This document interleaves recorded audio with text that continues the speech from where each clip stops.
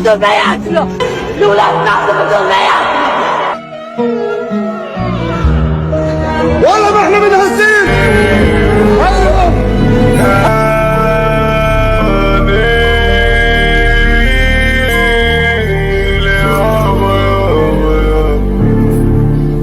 ده بقى الظلم يابا، وبقينا في دنيا مدرسة كلها بتألف كراسة تكتب وتقول على طول يابا.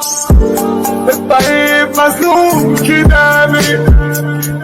بخته وحظه انكتب عليه، يعيش مظلوم على طول عمره ليه؟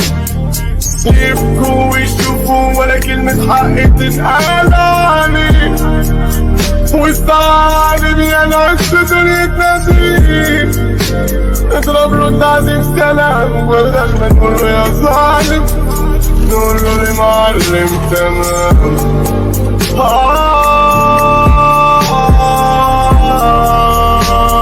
يابا وازاي كده يرضى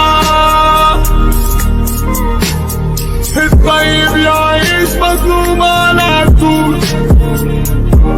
طب ايه غير ربنا ناس عليك المسؤول لما كل اللي يجوا فيه ويحطوا اللوم عليه، والظالم يضحك ويلعب فيه وكله بيضرب تعذيب سلام يابا. يابا عايشين في زمن كله دياب، الطيب ده عايش احسن على طول، والظالم تعظيم سلام ويقولوا له يا معلم. وليه كلمة حق يبقى نقدر نتكلم؟ هو ربنا فين اللي قال ده ساكت عن الحق؟ الشيطان اخرس ومين انت يا معلم؟ بابا الدنيا مبقاش عاوزة الغرض، وليه بقت شهادة الناس دي ياما ويضحكون الظالم ويقولوا ده انت معلم تمام، ويخافوا ما يقولوش ده حرام. هو الطيب كان عمل ايه؟ يعيش طول عمره حزين كده عليه، مستنى اخرته صعبة. يا رب هاتله حقه في الدنيا من اللي ظلمه، وفي الآخرة برضه حن عليه، ما هو كله كافي.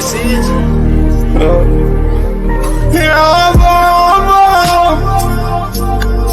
وبقينا للعطيب دياب، كله بيقول على طول انا مالك، ده الظالم المعلم عظيم سلام يا والأولاد بعد بدهم ما ياكلوا، الأولاد بعد بدهم ما ياكلوا.